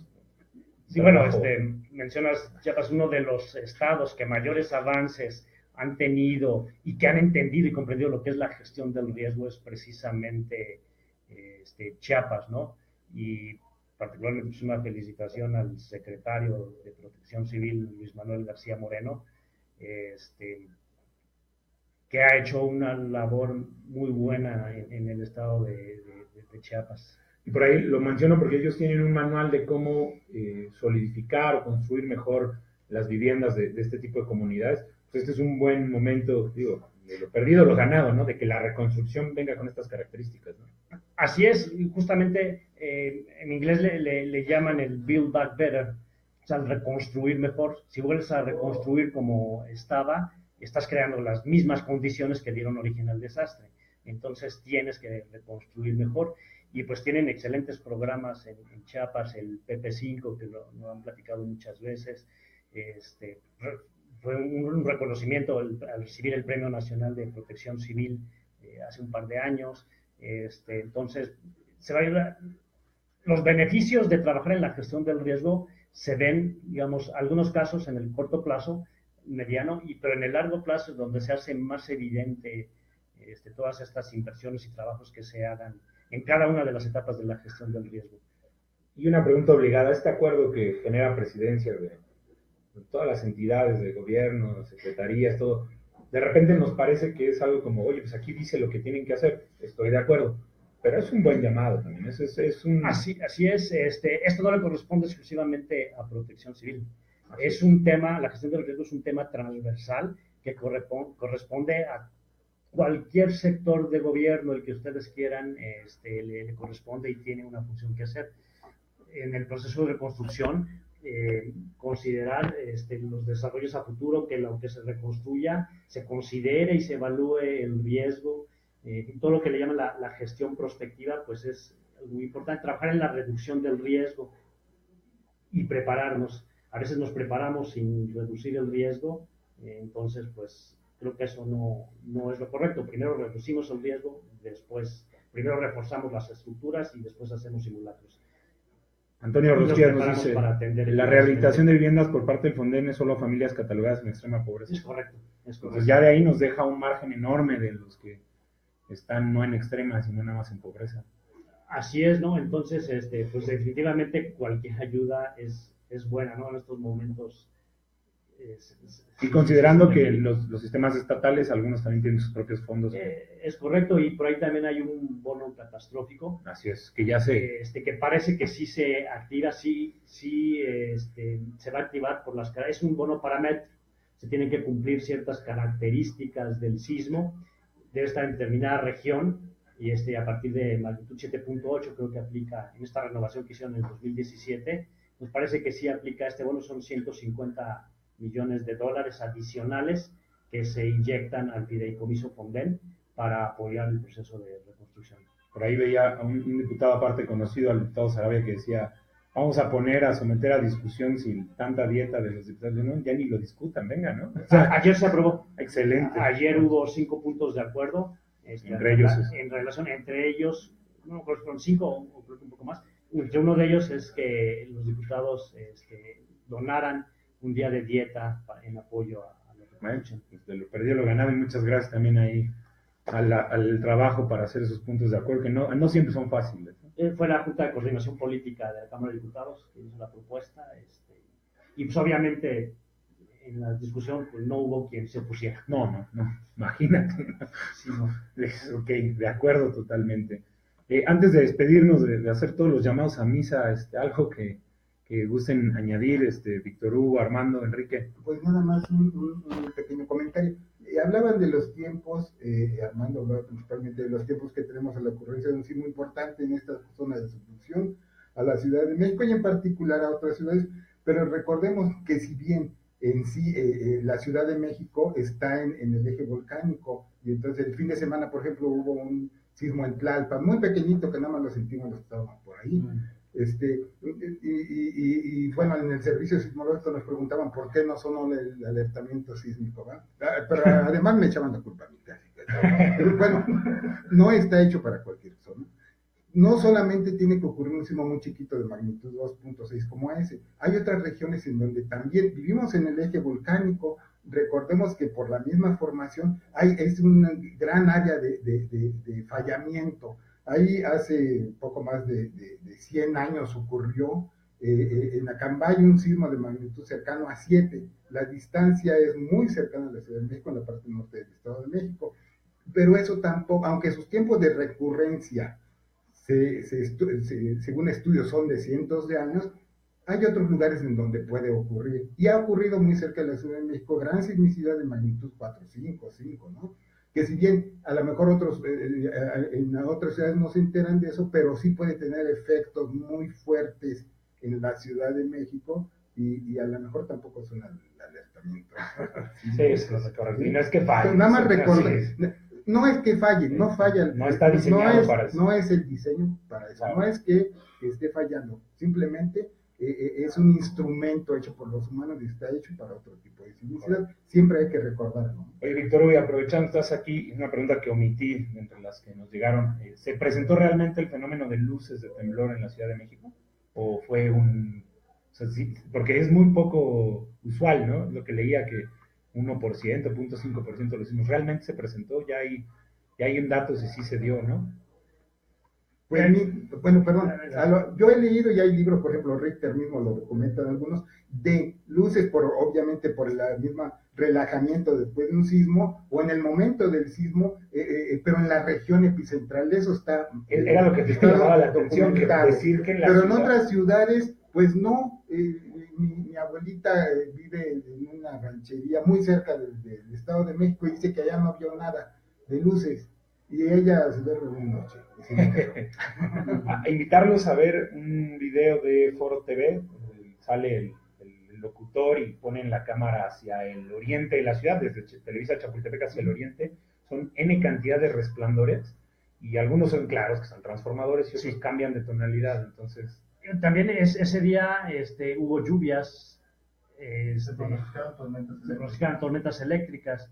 Entonces también las nubes estaban muy bajas ese día, entonces si hubo algún rayo y al estar las nubes muy bajas refleja esa parte, ¿no? Entonces yo pienso que es más relacionado, sí, transformadores, cerca de mi casa tronó un transformador y se vio cómo se iluminó, y también esos destellos que se veían como reflejo en las nubes. Y es que aquí en ese video se aprecia claramente dos tonalidades, unos azules y unos verdes, entonces...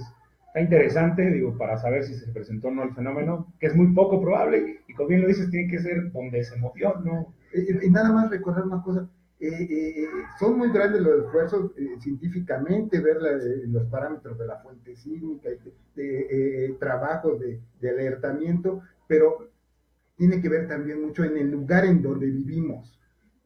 La Ciudad de México, desgraciadamente, la bella Ciudad de México es una telaraña. Vivimos en una telaraña de cables. Cerca de mi casa pasan los cables de alta tensión que cruzan hacia la Jusco. Esos en cualquier movimiento se tocan y empieza a ver y se apagan los transformadores. También cuando nosotros salimos de nuestras casas, pues bueno, ya sabemos en dónde vive, ya sabemos las rutas de evacuación, salimos y nos ponemos precisamente donde pasan cables de alta tensión porque no hay otra. Entonces, bueno, todo eso lo tenemos que ver, ¿verdad? Y no nada más en el fenómeno sísmico, también en cuestiones meteorológicas, ¿no? Mucha gente muere por descargas eléctricas. Entonces, bueno, no nada más hay que ver las rutas de evacuación, sino el peligro externo. Entonces, ¿verdad? En concreto, dudoso que realmente haya sido este fenómeno, ¿no? Prácticamente no, es un hecho, pero bueno, fue algo también que estuvo circulando mucho. Antes para cierre, Enrique, añadirte a tu cierre, dice Antonio Rosquillas, hablando del bono catastrófico, ¿te parece correcto que sea a raíz de la magnitud del sismo en lugar de la intensidad?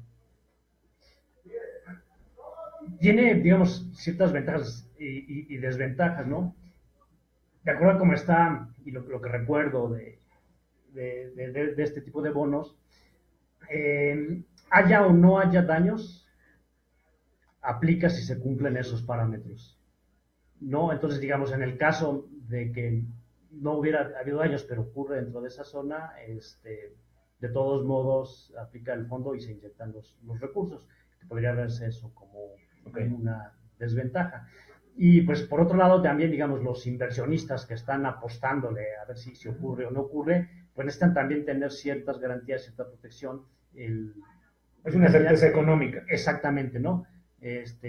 Lo que hacen este tipo de bonos paramétricos, hay inversionistas pues, que le entran a una apuesta. Y te apuesto a que no ocurre un sismo en esta zona a partir de tal magnitud. Entonces los inversionistas le entran, ok, si no ocurre ese sismo, pues ganan los inversionistas con el pago de las primas que se están haciendo, ¿no? Muy bien, Armando, ¿algo para despedirnos? Pues que los sistemas, en el caso del sistema de la sísmica, es un sistema que no está completo, no está ya resuelto todos los problemas. Yo comentaba al inicio de que estos sismos nos permiten actualizar el conocimiento que tenemos.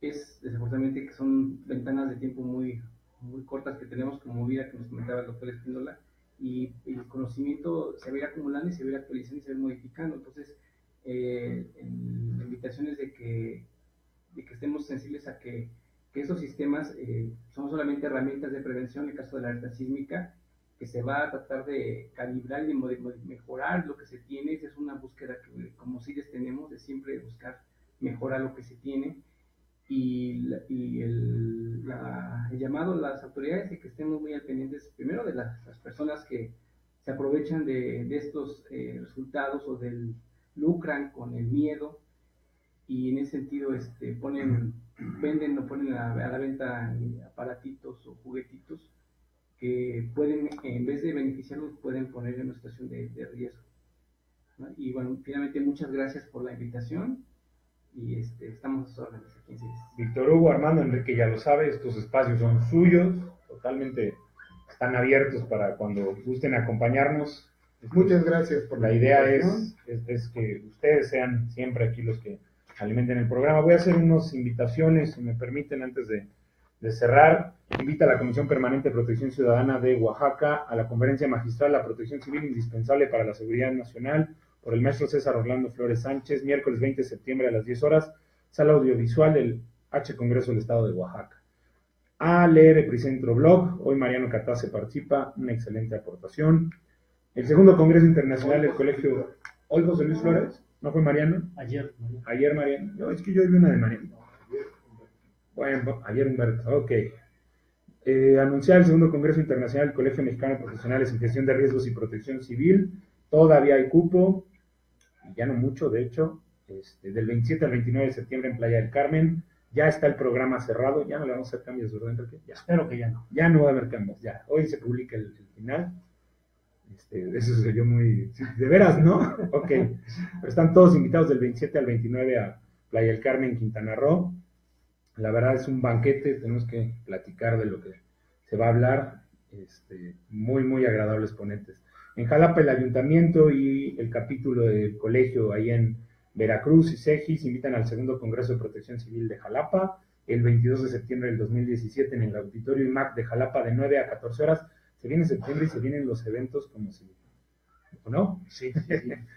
Y bueno, invitar obviamente a escuchar los programas de Epicentro todos los días. Ya nada más voy a decir, días hay serial de 4 a 5 y de 6 a 7. De 4 a 5 es Nuevo León, Sonora, Ciudad de México, Jalisco y Veracruz. De 6 a 7 Colombia, Quintana Roo y Estado de México. Y los sábados Tehuacán, Puebla.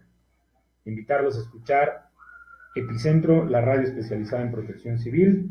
Y pues agradecer que nos hayan acompañado a nuestro amigo y colega, el ingeniero Enrique Guevara Ortiz, por su participación en Epicentro con el tema el sismo del 7 de septiembre, magnitud 8.2. Amigo, muchas gracias. Como siempre. Al doctor Armando Cuellar Martínez por su participación en Epicentro con el mismo tema y título. Muchas gracias. Esta casa es tuya y te esperamos de nuevo. Gracias. Para que nos cuentes cada que haya que revisar ese algoritmo. Está muy interesante un día. Víctor Hugo Espíndola Castro, al doctor Víctor Hugo Espíndola Castro del Servicio Sismológico Nacional, agradecerte que nos hayas acompañado. A ustedes, gracias por su invitación. Un pequeño detalle y te digo, para que no digan que no vinieron, un autógrafo al libro del 2017. Mientras van firmando, me gustaría hacer, a manera de conclusión, tres comentarios. Primero, tenemos que reconocer que sí ha habido avances, pero también tenemos que ser suficientemente responsables para decir que todavía nos falta mucho por hacer. No solo es el riesgo sísmico, muchos otros riesgos. Tenemos que gestionarlos adecuadamente, participando todos.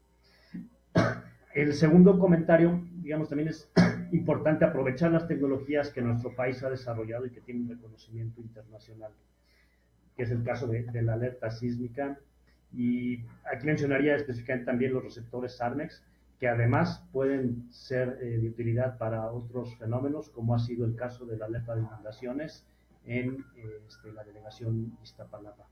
Y tercero, los invito a que lean dentro de este blog de Atogapan, hay un artículo que escribimos en IDEAR sobre el desempeño de la alerta sísmica, donde hacemos una evaluación siguiendo el modelo de la ONU y hacemos por ahí también algunos otros aspectos importantes relacionados con el sismo.